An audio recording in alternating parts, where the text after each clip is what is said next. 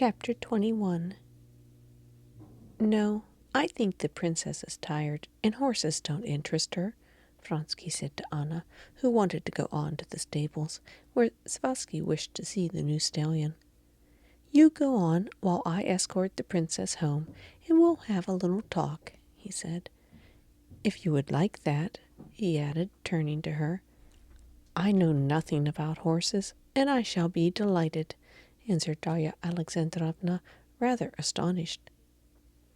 She saw by Vronsky's face that he wanted something from her.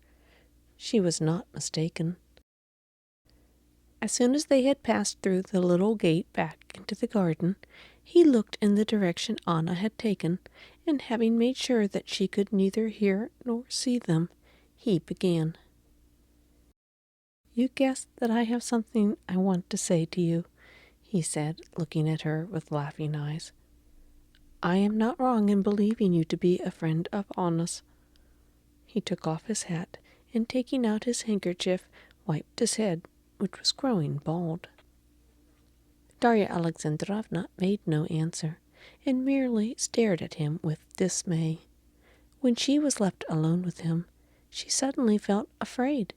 His laughing eyes and stern expression scared her. The most diverse suppositions as to what he was about to speak of to her flashed into her brain. He is going to beg me to come and stay with them with the children, and I shall have to refuse. Or to create a set that will receive Anna in Moscow. Or isn't it Vasenka Veslovsky and his relations with Anna? Or perhaps about Kitty, that he feels he was to blame. All her conjectures were unpleasant, but she did not guess at what he really wanted to talk about to her. You have so much influence with Anna. She is so fond of you, he said. Do help me. Darya Alexandrovna looked with timid inquiry into his energetic face, which under the lime trees was continually being lighted up in patches by the sunshine, and then passing into complete shadow again. She waited for him to say more, but he walked in silence beside her, scratching with his cane in the gravel. You have come to see us. You, the only woman of Anna's former friends. I don't count Princess Varvara, but I know that you have not done this because you regard our position as normal, but because, understanding all the difficulty of the position, you still love her and want to be a help to her. Have I understood you rightly? He asked, looking round at her. Oh, yes, answered Darya Alexandrovna, putting down her sunshade. But... No, he broke in, and unconsciously, oblivious of the awkward position into which he was putting his companion, he stopped abruptly, so that she had to stop short too. No one feels more deeply and intensely than I do all the difficulty of Anna's position, and that you may well understand, if you do the honor of supposing I have any heart. I am to blame for that position, and that is why I feel it. I understand, said Darya Alexandrovna, involuntarily admiring the sincerity and firmness with which he said this. But just because you feel yourself responsible, you exaggerate it, I am afraid. Her position in the world is difficult, I can well understand. In the world it is hell, he brought out quickly, frowning darkly. You can't imagine moral sufferings greater than what she went through in Petersburg in that fortnight, and I beg you to believe it. Yes, but here, so long as neither Anna nor you miss society.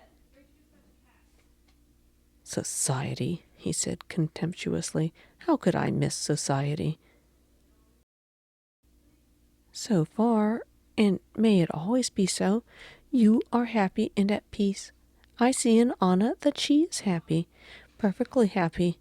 She has had time to tell me so much already, said Darya Alexandrovna, smiling. And involuntarily, as she said this, at the same moment a doubt entered her mind whether Anna really was happy. But Vronsky, it appeared, had no doubts on that score. Yes, yes, he said, I know that she has revived after all her sufferings. She is happy. She is happy in the present. But I am afraid of what is before us. I beg your pardon. You would like to walk on? No, I don't mind. Well then, let us sit here. Darya Alexandrovna sat down on a garden seat in the corner of the avenue. He stood facing her. I see that she is happy, he repeated, and the doubt whether she was happy sank more deeply into Darya Alexandrovna's mind. But can it last?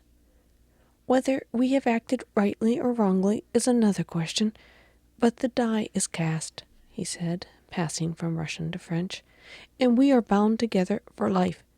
We are united by all the ties of love that we hold most sacred.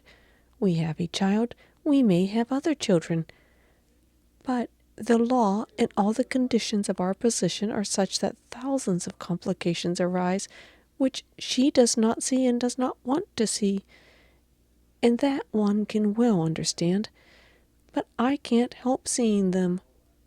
My daughter is by law not my daughter, but Karenin's.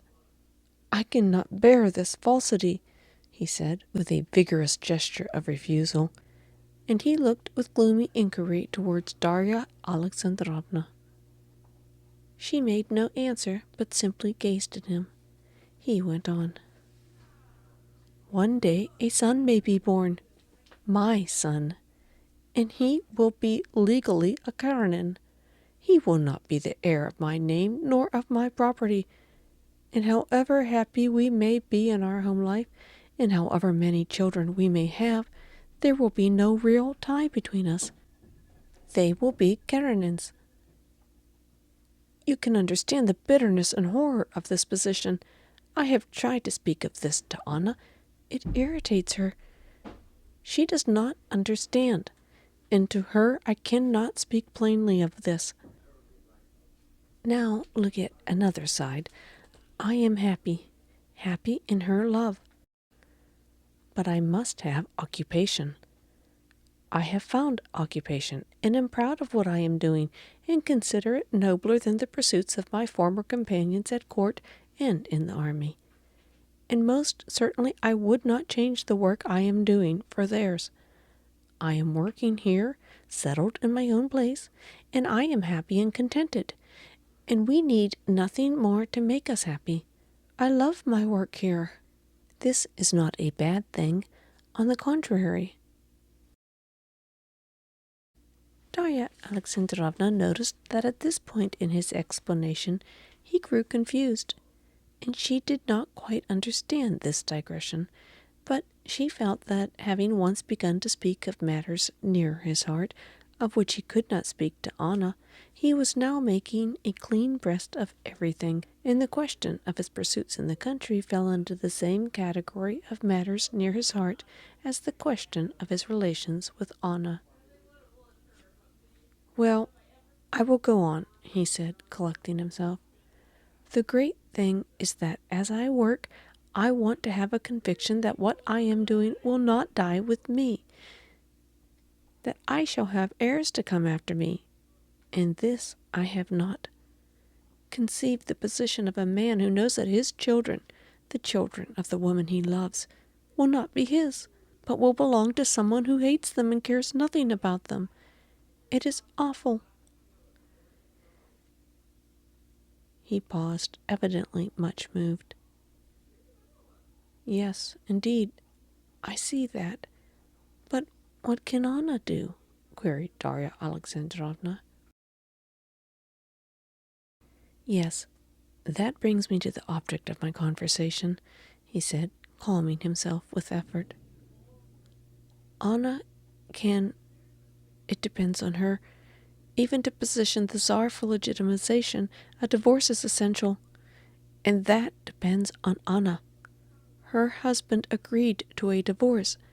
At that time, your husband had it arranged completely, and now I know he would not refuse it. It is only a matter of writing to him. He said plainly at the time that if she expressed the desire, he would not refuse. Of course, he said gloomily, it is one of those pharisaical cruelties of which only such heartless men are capable. He knows what agony any recollection of him must give her, and knowing her, he must have a letter from her. I can understand that it is agony to her, but the matter is of such importance that one must overlook all the subtleties of feeling. The happiness of Anna and her children depend on it. I won't speak of myself, though it's hard for me. Very hard, he said, with an expression as though he were threatening someone for its being hard for him. And so it is, Princess, that I am shamelessly clutching at you as an anchor of salvation. Help me to persuade her to write to him and ask for a divorce. Yes, of course, Darya Alexandrovna said dreamily, as she vividly recalled her last interview with Alexey Alexandrovitch. Yes, of course, she repeated with decision, thinking of Anna. Use your influence with her to make her right. I'm almost unable to speak about this to her. Very well, I will talk to her. But how is it that she does not think of it herself? Said Darya Alexandrovna. And for some reason she suddenly at that point recalled Anna's strange new habit of half-closing her eyes. And she remembered that Anna drooped her eyelids just when the deeper questions of life were touched upon. Just as though she half shut her eyes to her own life so as to not see everything, thought Dolly. Yes, indeed, for my own sake and for hers, I will talk to her, Dolly said in reply to his look of gratitude. They got up and walked into the house.